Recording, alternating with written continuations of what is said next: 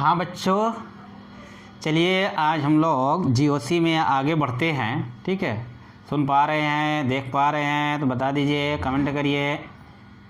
और अगर सब कुछ ठीक है तो बताइए, जल्दी से शुरू किया जाए, आगे बढ़ा जाए जीओसी में। और हम लोग जीओसी पढ़ते पढ़ते, ठीक है ना, आज पहुंच चुके हैं जीओसी में बॉन्ड क्लीवेज कहिए या बॉन्ड फिजन कहिए। ठीक है, बॉन्ड क्लीवेज या बॉन्ड फिजन माने जब कोई बॉन्ड टूटेगा और टूटने के बाद जो है कुछ इंटरमीडिएट बनेंगे। क्योंकि देखिए, जब कोई रिएक्शन होना होता है, ठीक है ना, तो पहले बॉन्ड ब्रेक करता है, फिर न्यू बॉन्ड का फॉर्मेशन होता है। ठीक है ना, और इस तरीके से फिर प्रोडक्ट का फॉर्मेशन होता है। तो यहाँ पे जब बॉन्ड टूटेंगे तो कुछ इंटरमीडिएट बनेंगे। वो कौन कौन से इंटरमीडिएट आएंगे, वो इंटरमीडिएट रिएक्शन में इन्वॉल्व होंगे, डिफरेंट टाइप के रिएक्शन में। उन सब की बात आज हम लोग करने जाएंगे। ठीक है ना, सबसे पहले तो बॉन्ड फिजन देखेंगे। बॉन्ड फिजन दो तरह का देखेंगे, होमोलिटिक बॉन्ड फिजन और हेट्रोलिटिक बॉन्ड फिजन की बात करते हैं। ठीक है, उसके बाद जो है रिएक्शन इंटरमीडिएट आएंगे। रिएक्शन इंटरमीडिएट में कुल हम लोग 4-5 रिएक्शन इंटरमीडिएट पढ़ेंगे और देखेंगे उसके। तो पहले एक एक करके है ना टॉपिक को देखते हैं। और आइए ज़रा सा देखते हैं बॉन्ड क्लीवेज या बॉन्ड फिजन। और बॉन्ड फिजन तो पहले दो कैटेगरी में हम लोग डिवाइड कर देते हैं। ठीक है, एक होता है homolytic bond fission, homolytic bond, बस होमोलिटिक क्लीवेज यहाँ से हो गया, होमोलिटिक क्लीवेज। और एक हेट्रोलिटिक क्लीवेज। ठीक है बच्चों, हेट्रोलिटिक। देखिए, होमोलिटिक नाम ही से पता लग रहा है कि यहाँ पे है ना बराबरी, एक जैसा हो रहा है। हेट्रोलिटिक यानी कि यहाँ पर डिफरेंट। होमोलिटिक बॉन्ड फिजन ये होगा कि जब कोई कोवैलेंट बॉन्ड इस तरीके से ब्रेक होगा, ठीक है, इस तरीके से ब्रेक होगा कि जो शेयरिंग के इलेक्ट्रॉन है उसमें दोनों अपना अपना इलेक्ट्रॉन लेके सेपरेट हो जाए, तब उसको कहोगे होमोलिटिक बॉन्ड फिजन या होमोलिसिस या सिमेट्रिकल बॉन्ड क्लीवेज। ठीक है, जैसे मान लीजिए कि यहाँ पे ये ए और बी है। ठीक है, यहाँ पे ए ने और बी ने दोनों ने एक एक इलेक्ट्रॉन की शेयरिंग की और शेयरिंग करके सिंगल कोवैलेंट बॉन्ड का फॉर्मेशन किया। ठीक है ना, लेकिन जब यहाँ पे क्लीवेज हुआ, ठीक है ना, तो ये अपना इलेक्ट्रॉन लेके और ये अपना इलेक्ट्रॉन लेके सेपरेट हो गए। और इस तरीके से जो स्पीशीज बनी है उसको फ्री रेडिकल कहते हैं। और इस तरह के बॉन्ड फिजन को होमोलिटिक बॉन्ड फिजन कहा जाता है या होमोलिसिस या सिमेट्रिकल बॉन्ड फिजन या बॉन्ड क्लीवेज के नाम से जाना जाता है। ठीक है, जैसे अगर मैं इसको मान लीजिए कार्बन की स्पीशीज में देखिए, कार्बन के कंपाउंड में देखूं इस तरीके से, और यहाँ पे देखिए शेयरिंग के इलेक्ट्रॉन ये वाला कार्बन लेके अलग हुआ, और यहाँ से मिथाइल फ्री रेडिकल का फॉर्मेशन हो गया। देखिए, और अगर बीच में क्लोरीन Cl2 देखिए, Cl2 देखा जाए और होमोलिटिक बॉन्ड फिजन हो जाए, ये और क्लोरीन अपना अपना लेके अलग हो गए, तो ये कहते हैं होमोलिटिक बॉन्ड फिजन। और इससे जो स्पीशीज बनती है इसको बोलते हैं फ्री रेडिकल। ठीक है, अब देखिए ये जो बॉन्ड फिजन हो रहा है, होमोलिटिक बॉन्ड फिजन हो रहा है, इसके लिए कंडीशन क्या होंगी, किस कंडीशन में इस तरह का बॉन्ड फिजन आएगा। ठीक है ना, तो इसकी कंडीशन देखते हैं कब ये होता है। ठीक है, होमोलिटिक बॉन्ड फिजन के लिए कंडीशन, पहली कंडीशन तो इनकी ये होगी, ठीक है, कि हाई टेम्परेचर, लो टेम्परेचर पे ये नहीं हो सकता, हाई टेम्परेचर। ठीक है, दूसरी बात ये होगी, दूसरी कंडीशन अल्ट्रावायलेट रेस यानी कि फोटोकेमिकल डिकम्पोजिशन, है ना, यूवी रेस या कह सकते हैं फोटो केमिकल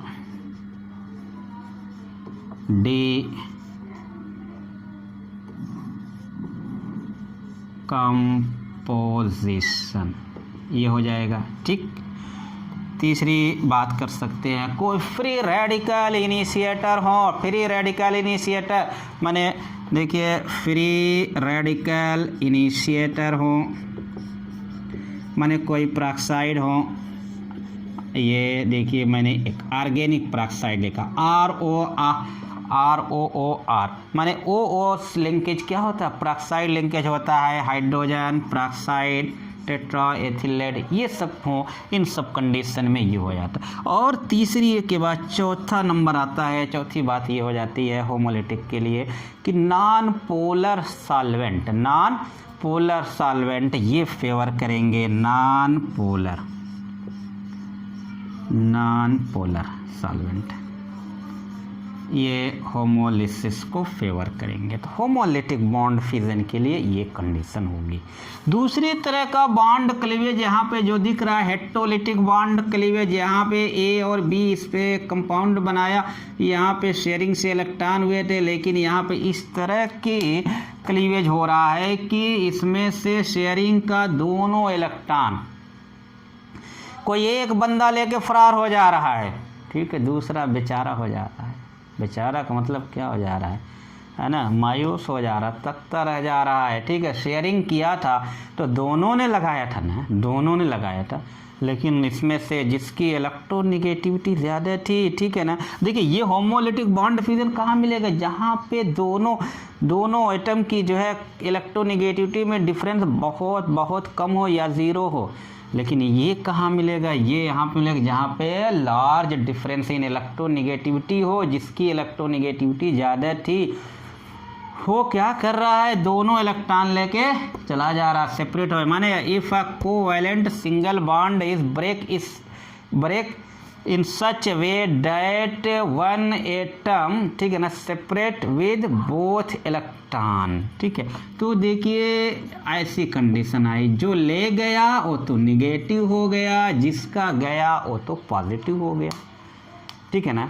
और यानी कि हेट्रोलिटिक बॉन्ड फ्यूजन से क्या बना, आयन बना, ठीक है ना। हेट्रोलिटिक बॉन्ड फ्यूजन से आयन का फॉर्मेशन हो रहा है, और पॉजिटिव कार्बन आयन को बोलेंगे कार्बोनियम आयन या कार्बोकैटायन बोलेंगे, और नेगेटिव कार्बन आयन क्या बोल दिए, नेगेटिव कार्बन आयन को क्या बोलेंगे, कार्बेनायन ये बोलेंगे, ठीक है।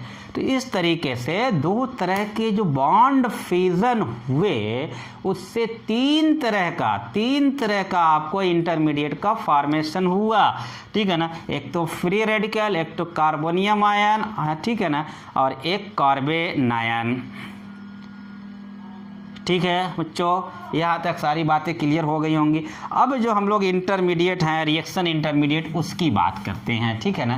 रिएक्शन इंटरमीडिएट में देखिए सबसे पहला तो आपको फ्री रेडिकल, उसके बाद कार्बोनियम आयन, उसके बाद फिर कार्बोनियम आयन या कार्बोकैटायन, फिर कार्बेनायन, और फिर उसमें दो और आएंगे, एक कार्बीन और एक होगा नाइट्रीन। तो इन सब को एक एक करके आप पढ़ोगे इस रिएक्शन इंटरमीडिएट को, ठीक है। चलिए सबसे पहले तो हम लोग एक हेडिंग करते हैं,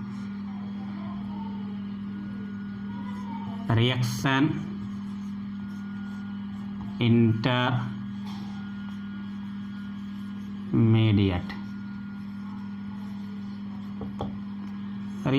इंटरमीडिएट। देखिए क्या क्या पढ़ना है, फ्री रेडिकल, कार्बोनियम आयन, फिर कार्बेनायंस, फिर कार्बीन, और फिर नाइट्रीन। ये फ्री रेडिकल की स्टेबिलिटी वगैरह की बात हो चुकी है, कार्बोनियम आयन की स्टेबिलिटी वगैरह की बात हो चुकी है, कब बढ़ती है कब घटती है, कौन बढ़ाता है कौन घटाता है, ठीक है ना, electron releasing group, electron attracting group, ये सारी बातें हम लोग कर चुके हैं। यहाँ पे कुछ कैरेक्टरिस्टिक होंगे जो कि फ्री रेडिकल को पढ़ना होगा, कार्बोनियम आयन को पढ़ना होगा, कार्बोकेटायन। तो एक एक करके यहाँ से हम पढ़ते जाएंगे। सबसे पहले फ्री रेडिकल की बात करते हैं। देखिए फ्री रेडिकल अभी जब बनाया था होमोलिटिक बॉन्ड फ्यूजन से फ्री रेडिकल, तो यहाँ पे कुछ ऐसा हुआ था, और कार्बन के केस में हुआ था ऐसा। ठीक है, तो फ्री रेडिकल की देखिए एक स्ट्रक्चर अगर देखा जाए तो उसको अगर बढ़िया से समझते हैं तो वहाँ की कैरेक्टरिस्टिक बड़ी आराम से एक्सप्लेन हो जाती हैं। ठीक है, तो उसी को हम लोग देखते हैं सबसे पहले फ्री रेडिकल को। ठीक है, ये देखिए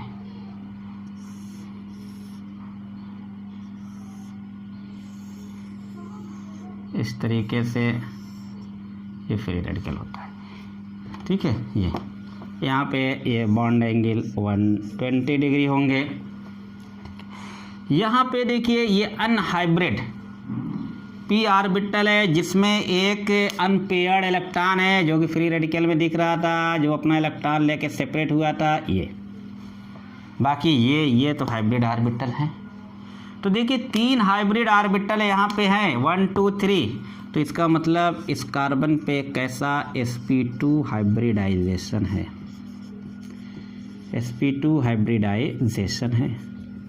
जब sp2 हाइब्रिडाइजेशन होगा तो उसका शेप कैसा होगा, ट्राइगोनल प्लेनर। माने फ्री रेडिकल कैसे होते हैं, प्लेनर होते हैं, ट्राइगोनल प्लेनर। अच्छा, और देखिए ट्राइगोनल प्लेनर बॉन्ड एंगल कितना होता है 120 डिग्री। देखिए टेट्राहेड्रल में 109 डिग्री 28 मिनट, और sp में 180 डिग्री होता है। तो यहाँ पे ये डिग्री हो गया। ठीक है, अच्छा अब देखिए यहाँ पे ये कैसा है, अनहाइब्रिड p ऑर्बिटल ये है। ठीक है, अब यहाँ पे ये एक अनपेयर्ड इलेक्ट्रॉन है। अब जब यहाँ पे एक अनपेयर्ड इलेक्ट्रॉन है तो इसका मतलब ये हुआ कि फ्री रेडिकल कैसा होगा, पैरा मैग्नेटिक होगा। क्यों, पैरा मैग्नेटिक होगा। फ्री रेडिकल कैसा हो जाएगा, पैरा मैग्नेटिक हो जाएगा। ठीक है, ये बात। और sp2 अब यहाँ पे देखिए इसको अगर मैं, तो यहाँ पे एक बॉन्ड 2 बॉन्ड, देखिए यहाँ पे एक इलेक्ट्रॉन की शेयरिंग, एक इलेक्ट्रॉन की शेयरिंग, तो 2 4 6 टोटल इलेक्ट्रॉन इस फ्री रेडिकल में देखा जाए तो वैलेंस शेल में total electron 6 electron in outer shell या आउटर मोस्ट सेल। ठीक है, इन 6 इलेक्ट्रॉन को 2 पार्ट में मैं कैसे करूं, सॉरी 6 और 1 मिला के कितना 7 इलेक्ट्रॉन। इसमें से 6 इलेक्ट्रॉन बॉन्ड बनाए हैं, माने 6 इलेक्ट्रॉन्स कैसे हैं, बॉन्डेड हैं। ठीक है, लेकिन एक अनपेयर्ड यहाँ पे इलेक्ट्रॉन है। ठीक है, इस तरीके से इस 6 इलेक्ट्रॉन के बंटवारे कैसे हुए हैं ये देखा गया। ठीक है, ये दिख रहा होगा आराम से। अच्छा, एक बात और बड़ी इंपॉर्टेंट होती है, होमोलिटिक बॉन्ड फ्यूजन देखा, हेट्रोलिटिक बॉन्ड फ्यूजन देखा। होमोलिटिक से फ्री रेडिकल बना, हेट्रोलिटिक बॉन्ड फ्यूजन से कार्बोनियम आयन या कार्बोकेटायन और क्या बना था, कार्बन आयन बना था। एक क्वेश्चन बनता है कि होमोलिटिक बॉन्ड फ्यूजन और हेट्रोलिटिक बॉन्ड फ्यूजन में किसमें ज़्यादा एनर्जी की ज़रूरत पड़ेगी, सोचिए बताइए ज़रा सा। होमोलिटिक और हेट्रोलिटिक बॉन्ड, तो हेट्रोलिटिक बॉन्ड फ्यूजन जो है ना, हेट्रोलिटिक बॉन्ड फ्यूजन, देखिए हेट्रोलिटिक कराना है, जाहिर सी बात है इसमें आप बायस हैं। बायस का मतलब क्या, और पक्षपात हो रहा है। भाई इलेक्ट्रॉन की शेयरिंग जब बॉन्ड बना था तो दोनों ने एक एक के किया था, लेकिन यहाँ पे क्या हो रहा, कोई एक दोनों लेके चला जा रहा है। ठीक है, क्या बराबरी का मामला हो रहा, नहीं हो रहा है। ठीक है ना, तो यहाँ पे पक्षपात कराया जा रहा है, और पक्षपात कराने के लिए जाहिर सी बात है ज़्यादा एनर्जी की ज़रूरत लगेगी ना, ज़्यादा। और जहाँ पे क्या है पक्षपात नहीं कराया जा रहा है, बराबर बराबर जो हिस्से दिए जा रहे हैं, वहाँ पे तो ऐसा कुछ नहीं, ज़्यादा एनर्जी जरूरत नहीं, बड़ी आसानी से मामला हल हो जाएगा, है ना। तो होमोलिटिक बॉन्ड फिजन जो करना होगा तो उसमें एनर्जी कम लगेगी, लेकिन हेटेरोलिटिक बॉन्ड फिजन जब करेंगे तो वहाँ पे एनर्जी ज़्यादा लगेगी। तो very very important, heterolytic bond fission में ज़्यादा एनर्जी की रिक्वायरमेंट होगी than the homolytic bond fission, याद रखिएगा, ठीक है। तो ये फ्री रेडिकल की बात हुई। अब दूसरा जो है इंटरमीडिएट हम उठा के देखते हैं, कौन सा था, कार्बोनियम आयन या कार्बोकेटायन। उसकी भी स्ट्रक्चर देखेंगे, स्ट्रक्चर देके दिमाग में बैठाएंगे। स्ट्रक्चर बैठाने के बाद आपको याद करना, बहुत रटना ही नहीं पड़ेगा, बड़ी आसानी से आप याद रख सकोगे उसको, ठीक है, उसको भूलोगे नहीं जल्दी। तो देखते हैं कार्बोनियम आयन या कार्बोकेटायन, कार्बोकेटायन बोलिए या कार्बोनियम आयन बोलिए। चलिए आइए इसकी स्ट्रक्चर का भी फॉर्मेशन कर लेते हैं। और ये ठीक है, ये देखिए कार्बन के आउटर सेल में 4 इलेक्ट्रॉन, 1 2 3 की शेयरिंग हो गई, एक जो था वो निकल गया, देखिए पॉजिटिव चार्ज आ गया। तो ये जो पी ऑर्बिटल है एम्प्टी हो गया, है ना, फ्री रेडिकल में वापस आ गया था, ठीक है, एक अनपेयर्ड इलेक्ट्रॉन था तो ये एम्प्टी हो गया। ये अनहाइब्रिड पी ऑर्बिटल, क्या भाई। और तो फिर यहाँ पे 1 2 3 बॉन्ड पेयर है और कोई ना लोन पेयर वगैरह कुछ नहीं है। तो यहाँ पे हाइब्रिडाइजेशन कैसा आ जाएगा, sp2 आ जाएगा। और जब sp2 हाइब्रिडाइजेशन आया तो फिर वही शेप की अगर बात करिए तो ट्राई गोनल और प्लेनर आएगा, ठीक है। तो ये भी प्लेनर है, ठीक है। कार्बोकेटायन क्या है, प्लेनर है, ठीक है ना। और ये अब देखिए ना, 2 इलेक्ट्रॉन यहाँ, 2 इलेक्ट्रॉन यहाँ, 2 इलेक्ट्रॉन हुआ, क्योंकि एक बॉन्ड का फॉर्मेशन दूसरे तीसरे, जब भी एक बॉन्ड का फॉर्मेशन हुआ सिंगल बॉन्ड का 2 क्या हुए, इलेक्ट्रॉन हुए। तो कुल मिला के कहेंगे क्या है, इसके कार्बोनियम आयन या कार्बोकेटायन में 6 इलेक्ट्रॉन्स इन आउटर सेल, ठीक है भाई। और ये 6 इलेक्ट्रॉन जो सब की सब कैसे हैं, बॉन्डेड हैं, कोई भी नॉन बॉन्डेड नहीं है। तो इसका मतलब यहाँ पे कोई अनपेयर्ड इलेक्ट्रॉन नहीं है। ये तो क्या हुआ, कार्बोनियम आयन या कार्बोकेटायन कैसा हुआ, डाया मैग्नेटिक हुआ, क्यों भाई, हाँ ये डाया मैग्नेटिक हुआ, मैग्नेटिक प्रॉपर्टी जहाँ पे नहीं होगी। दूसरी बात अगर देखें तो 6 इलेक्ट्रॉन हैं, तो इसको क्या कहोगे, इलेक्ट्रॉन डेफिशिएंट स्पीसीज कहोगे, बिल्कुल कहेंगे। तो क्योंकि ये ऑक्टेट पूरा नहीं है इसलिए इसको इलेक्ट्रॉन डेफिशिएंट स्पीसीज। और जो इलेक्ट्रॉन डेफिशिएंट स्पीसीज होती हैं वो क्या होती हैं, लुईस एसिड होती हैं, ठीक है। लोन पेयर को एक्सेप्ट करेंगी लुईस एसिड, और जो लुईस एसिड होती है उसको आप ये भी कह सकते हो कि ये इलेक्ट्रोफाइल, तो ये बिहेव्स करेंगे एज इलेक्ट्रोफाइल। न्यूक्लियोफाइल पीछे मैं पढ़ा चुका हूँ, ठीक है ना। अगर किसी को कुछ भूला होगा तो उठा के वीडियो देख सकता है इलेक्ट्रोफाइल न्यूक्लियोफाइल की, ठीक है, बड़ी डिटेल से पढ़ाई गई है वहाँ पे। तो ये इलेक्ट्रोफाइल माने कार्बोनियम आयन या कार्बोकेटायन किस तरीके से बिहेव करेंगे, इलेक्ट्रोफाइल की तरीके से बिहेव करेंगे, ठीक है। उम्मीद है सबको समझ में आ रही होगी, क्यों। हाँ, अब देखिए कार्बोनियम आयन के बाद तीसरा रिएक्शन इंटरमीडिएट कार्बन आयन माने negative carbon ion, negative carbon ion की बात करते हैं।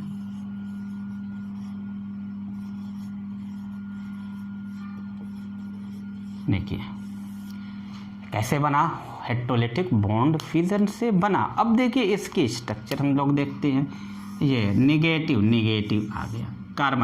कार्बन के पास देखिए 3 इलेक्ट्रॉन, एक इलेक्ट्रॉन की शेयरिंग कर दिया, एक निगेटिव, एक बचा रह गया, तो एक बचा रह गया और एक आ गया, तो ये कंडीशन। तो अगर देखा जाए 1 2 3 बॉन्ड पेयर, यहाँ पे 3 बॉन्ड पेयर प्लस एक लोन पेयर, तो कुल मिला के 4 है ना, 4 हो गया। और 4 का मतलब क्या हो गया, sp3 हो जाए। और sp3 में शेप कैसा होता है, ज्योमेट्री कैसी होती है, टेट्राहेड्रल होती है। लेकिन अगर एक लोन पेयर आता है तो टेट्राहेड्रल डिस्टॉर्टेड हो जाता है और कैसा बन जाता है, पिरामिडल। 2 लोन पेयर आ जाता है तो वी शेप, 3 लोन पेयर आ जाता है तो लीनियर। तो यहाँ पे एक लोन पेयर है, 3 बॉन्ड पेयर है, हाइब्रिडाइजेशन sp3 है, ज्योमेट्री कैसी होगी, पिरामिडल होगी, ना कि ये ट्राइगोनल नहीं होगी, ठीक है ना। तो ये नहीं होगी, मैं फ्री रेडिकल बनाया, कार्बोनियम आयन बनाया इस तरीके से, लेकिन इसकी ज्योमेट्री इस तरीके से नहीं होगी। कैसी होगी, पिरामिडल होगी। तो देखिए मैं बना रहा हूँ उसको पिरामिडल,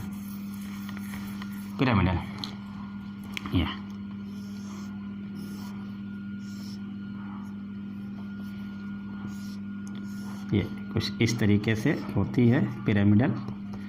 और ये लोन पेयर ऑफ इलेक्ट्रॉन यहाँ पे है, एक ऑर्बिटल के अंदर ये दोनों अपोजिट स्पिन के, 2 अपोजिट स्पिन के 2 इलेक्ट्रॉन हैं। तो ये हो जाएगा। तो यहाँ पे आप बोलोगे एक लोन पेयर है, इसलिए यहाँ पे कैसा हो जाएगा, पिरामिडल हो जाएगा। अब बॉन्ड एंगल देखिए, अगर टेट्राहेड्रल होता तब तो आपका 109 डिग्री 28 मिनट होता। लेकिन यहाँ पे एक लोन पेयर है, लोन पेयर बॉन्ड पेयर में क्या हुआ, रिपल्सन हुआ, बॉन्ड एंगल कुछ कम हो जाएगा, 109 डिग्री से कम हो जाएगा। तो ये कार्बन आयन में ये बॉन्ड एंगल 109 डिग्री से कम होगा, ठीक है। अब यहाँ पे देखिए 2 4 6 और यहाँ पे 2, कुल 8 इलेक्ट्रॉन हो जाएंगे। अगर यहाँ पे देखा जाए तो 8 इलेक्ट्रॉन्स इन आउटर शेल, क्यों भाई। अब इस 8 इलेक्ट्रॉन में देखिए ये जो 6 इलेक्ट्रॉन हैं तो ये तो बाउंड हो जाएंगे, ये 6 बॉन्डेड, 6 इलेक्ट्रॉन बॉन्डेड हो जाएंगे और 2 इलेक्ट्रॉन्स कैसे हो जाएंगे, ये नॉन बॉन्डेड हो जाएंगे, माने एक लोन पेयर हो जाएगा, ये नॉन बॉन्डेड होगा, नॉन बॉन्डेड होंगे, ठीक है। ये बातें हो जाएंगी। और अब बताइए, देखिए मैंने क्या है कि एरोमेटिसिटी पढ़ाया, उस वक्त कहा गया था एरोमेटिसिटी के लिए कंडीशन थी प्लेनर की, और मैंने कहा था प्लेनर आप ना पहचान नहीं, सीधे इतनी सी बात मैंने कहा था, अगर याद कर लीजिए, जहाँ sp2 हाइब्रिडाइजेशन उसको प्लेनर बोल दीजिए। तो यहाँ तो sp2 नहीं है, फ्री रेडिकल कार्बोनियम आयन वो प्लेनर थे, sp2 हाइब्रिडाइजेशन था। लेकिन यहाँ पे तो क्या है, sp3 हाइब्रिडाइजेशन है, इसलिए ये प्लेनर होगा। नो, ऐसी पिरामिडल है और नॉन प्लेनर। तो कार्बोनियम आयन जो होंगे कैसे होंगे, कार्बन आयन कैसे होंगे, नॉन प्लेनर। लेकिन एक बहुत इंपॉर्टेंट बात बनेगी, एलिल कार्बन आयन, क्या एलिल कार्बन आयन ये प्लेनर होता है, याद रखिएगा, इंपॉर्टेंट। एलिल कार्बन आयन, ये एलिल, विनाइल, एक्रिल, ये सब ग्रुप मैंने बिल्कुल ऑर्गेनिक की शुरुआत ही में पढ़ा डाले हैं। ये एलिल कार्बन आयन ये कैसा होगा, एक्सेप्शनली प्लेनर, है ना। कहते allyl carbon ion exceptionally planar होगा। ये 3 इंटरमीडिएट आपके आ गए। और ये 3 इंटरमीडिएट बने कैसे, बॉन्ड क्लीवेज हुआ, होमोलिटिक बॉन्ड क्लीवेज हुआ, तो कैसा बना, फ्री रेडिकल बना। हेटेरोलिटिक बॉन्ड क्लीवेज हुआ तो कार्बन आयन और कार्बोनियम आयन बना। हेटेरोलिटिक बॉन्ड क्लीवेज में ज़्यादा एनर्जी लगती है देन द होमोलिटिक बॉन्ड। फिर उसके बाद आता है कार्बिन। अब वो कार्बिन 2 तरीके की होगी, ठीक है ना। एक होगा सिंगलेट कार्बिन, एक होगा ट्रिपलेट कार्बिन, और फिर होगा एक 5वां इंटरमीडिएट आएगा नाइट्रीन, वो भी 2 तरीके की होगी, सिंगलेट नाइट्रीन और ट्रिपलेट नाइट्रीन। इन दोनों की बातें नेक्स्ट क्लास में हम लोग करेंगे, ठीक है ना। यहाँ तक सबको क्लियर है, सबको बात समझ में आ गई है, तो यहाँ पे हम लोग स्टॉप रखते हैं। ठीक है, नेक्स्ट पीरियड माने कल जब हम आएंगे तब वो हम लोग क्या पढ़ेंगे, नाइट्रीन और कार्बीन पढ़ेंगे। आप लोग तैयार रहिए। ठीक है, वेरी गुड, थैंक यू।